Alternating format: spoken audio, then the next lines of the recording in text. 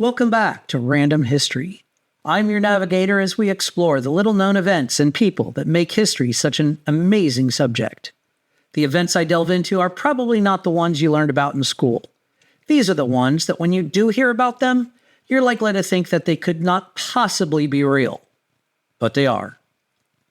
When I was in middle school, there was an accident at the 3 Mile Island nuclear power plant near Harrisburg, Pennsylvania.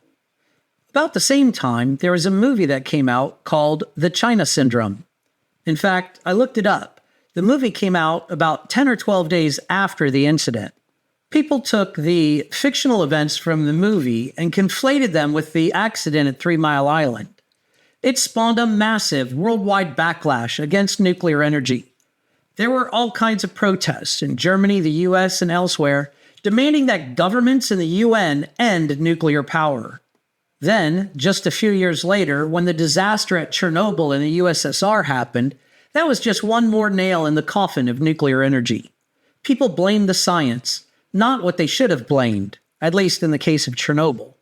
They should have blamed the garbage Soviet system that, like all communist systems, rewards conformity, not merit, incentivizes laziness and extremely poor work ethic. When all the workers were paid equally for the same amount of time worked and not for the quality of the job that is done, the system is going to devolve to the level of the worst worker. If the worker shows up drunk or does not do a quality job, they get paid the same amount as the most conscientious worker that only produces masterpieces. So of course, again, we reduce to the least common denominator. The reason this all comes up is because in the news in the last few weeks, there was a story about how 2 major high-tech companies are working to reopen at least one of the 3 Mile Island nuclear reactors, so one of them can use it to power its endeavors in AI, or artificial intelligence, and the other wants to start a nuclear reactor in Michigan to power its massive servers. Sticking with the nuclear theme, our true hero for today is a man that was working on the Manhattan Project during the Second World War, and after a slip in one of the labs, was exposed to potentially lethal doses of radiation. His quick thinking and action, however, saved the lives of all those nearby. Unfortunately, his actions also exposed him to a lethal dose of radiation. His willingness to sacrifice his own life to protect others makes him a true hero. The 3 Mile Island, or TMI, nuclear power plant situated near Harrisburg, Pennsylvania, is a pivotal site in the history of nuclear energy in the United States. Its story encapsulates the rise of nuclear power in the 20th century, the challenges faced by its operational period, and the profound impact of the 1979 incident that altered public perception and regulatory frameworks surrounding nuclear energy.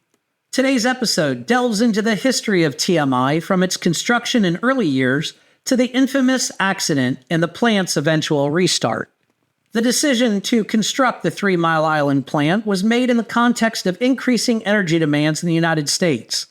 In 1968, the Pennsylvania Power and Light Company, PP&L, announced plans for the facility, which consisted of 2 reactors, TMI-1 and TMI-2. Construction of TMI-1 began in 1968, and it became operational in 1974. TMI-2 followed, with construction being completed in 1978, and operations commencing shortly thereafter. The 2 TMI reactors were designed as pressurized water reactors, employing common technology in nuclear power generation. Initially, the plant was viewed as a significant step towards a more reliable and sustainable energy future. The reactors were equipped with numerous safety features reflecting the industry's commitment to secure nuclear operations.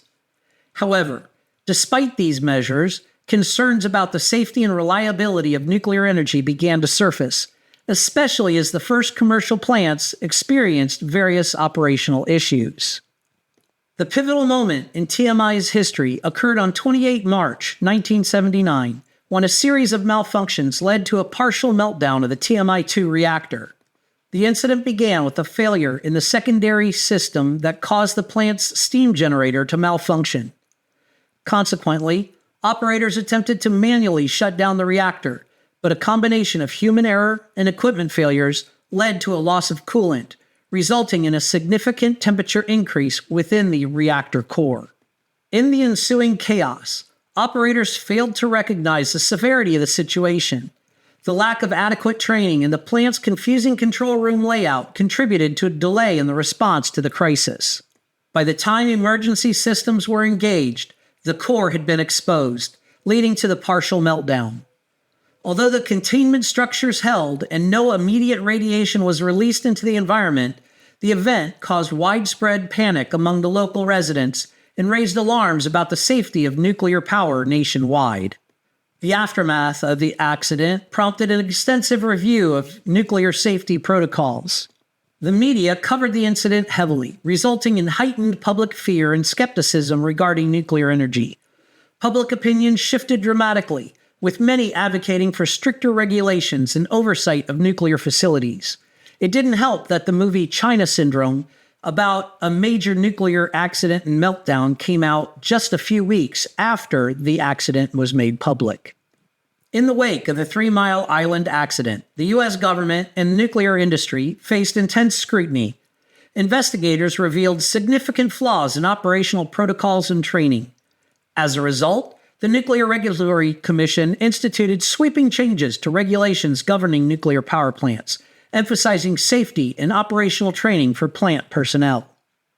One of the major reforms was the establishment of the Institute of Nuclear Power Operations, INPO, in 1979, an organization created to enhance the safety and reliability of nuclear power plants through training and operational oversight. INPO played a crucial role in the reshaping of the culture of nuclear operations, fostering a commitment to safety that has become fundamental in the industry. Moreover, the TMI incident prompted a nationwide reassessment of nuclear energy policies. The public outcry led to delays in the construction of new nuclear power plants and increased costs for existing facilities as additional safety measures were implemented. The federal government instituted rigorous licensing procedures, requiring plants to demonstrate compliance with the new safety standards before receiving operational approval. Despite the challenges following the accident, TMI-2 was eventually restarted in 1986 after extensive safety upgrades and modifications were completed. The decision to resume operations was not taken lightly. It involved careful assessments of the safety protocols and a renewed commitment to ensuring that such an incident would not occur again. Prior to the restart, the plant underwent significant renovations and enhancements, including the installation of advanced monitoring systems and improved training programs for personnel. The Nuclear Regulatory Commission conducted thorough evaluations to ensure all safety concerns were adequately addressed. The plant's restart marked a turning point in its operational history and demonstrated the industry's ability to learn from its past mistakes. After its restart, TMI 1 and 2 operated under stricter regulations, and both reactors continued to contribute to Pennsylvania's energy supply. TMI 1, which had been operational since 1974, remained a reliable energy source, while TMI 2, having resumed operation, faced ongoing scrutiny from regulators and the public. The plant continued in operation until 2019, when it was shuttered due to cost of maintaining the facility. The history of 3 Mile Island Nuclear Power Plant is a complex narrative of ambition, crisis, and recovery. The construction and early operation of TMI symbolized the promise of nuclear energy as a solution to the energy crisis of the 1970s. However, the 1979 accident exposed critical vulnerabilities in the nuclear industry, leading to a reevaluation of safety protocols and public perceptions. The eventual restart of the plant highlighted the nuclear industry's commitment to improving safety and operational standards. Despite the challenges it faced, TMI continued to serve as a reminder of the delicate balance between harnessing nuclear energy and ensuring public safety. As the world grapples with the pressing need for sustainable energy solutions, the lessons learned from the history of 3 Mile Island remain relevant in the ongoing dialogue surrounding nuclear power. Recently, the Microsoft Corporation and Constellation Energy began talks with the Nuclear Regulatory Commission to reopen the shuttered plant by the year 2028. The plan calls for the over 800 megawatts of energy from one of 3 Mile Island's reactors to be exclusively used for powering the AI division of Microsoft. This would mark the first time a decommissioned nuclear power plant has been brought back online. In addition, it was just released that Google is in talks with the Nuclear Regulatory Commission to open a nuclear power plant in Michigan to power its vast array of servers. Despite the problems, nuclear energy continues to be the cleanest source of energy without the harmful environmental impact of wind turbines and solar energy. Unfortunately, when things go wrong with nuclear energy, they can go wrong in a big way. The nuclear industry in the United States developed as a component of the Manhattan Project, the secret endeavor to develop the atomic bomb used to end World War II. The early nuclear power plants were used to develop the materials needed to fuel the splitting of the atom, releasing energy rivaling the sun. These materials were highly radioactive, and precautions needed to be taken to protect the scientists working on the project. One of the scientists working in Los Alamos, New Mexico on the Manhattan Project was Louis Slotin.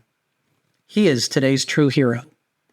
Louis Slotin's heroism during the Manhattan Project stands as one of the most poignant examples of sacrifice in the field of scientific research. Slotin, a Canadian physicist working at Los Alamos National Laboratory, gave his life to protect his colleagues from a nuclear disaster. His fateful act of bravery on 21 May 1946 has become an enduring testament to the risks scientists took during the early days of atomic research. Slotin's story highlights the dangers of nuclear experimentation, the heroism that can emerge from these dangers, and the ethical considerations of science conducted under extreme pressure. Slotin was conducting an experiment known as tickling the dragon's tail, which involved bringing 2 hemispheres of beryllium shell close to a plutonium core to study the nuclear reactions. The experiment was inherently risky, and scientists at the time were well aware of the potential consequences. The core Slotin was working with had already caused a fatal accident months earlier, claiming the life of another scientist, Harry Daghlian, who had been exposed to a lethal dose of radiation. Despite the known dangers, Slotin continued his work. On that fateful day in 1946, as Slotin manipulated the beryllium spheres, a slight slip caused the core to reach criticality, emitting a dangerous burst of radiation. In an instant, Slotin recognized the severity of the situation. His quick reflexes and decision-making prevented the incident from escalating into a larger disaster. Slotin used his bare hands to separate the beryllium shells, stopping the chain reaction. This heroic act saved the lives of 7 of his colleagues who were present in the room. Unfortunately, Slotin absorbed a lethal dose of radiation in the process. The radiation exposure was so severe that he began showing symptoms almost immediately. Slotin was rushed to the hospital, where he experienced intense radiation sickness before dying 9 days later. Slotin's heroism lies not only in his quick action to prevent a wider catastrophe, but also in the fact that he understood the personal risk he was taking. After the incident, Slotin reportedly told one of his colleagues, "You'll be okay, but I'm done for." His acceptance of the consequences and selflessness in prioritizing the safety of others exemplify true heroism. In saving his colleagues, Slotin spared them from the immediate effects of the radiation, though many suffered from radiation-related illnesses in the years that followed. The legacy of Slotin's bravery remains significant not only in the history of the Manhattan Project, but also in the discussions about ethics of nuclear experimentation. Slotin's death, along with the other fatal accidents at Los Alamos, underscored the dangerous nature of working with radioactive materials and led to greater safety protocols in nuclear research. The accident also prompted reflections on the moral responsibilities of scientists working with hazardous technologies.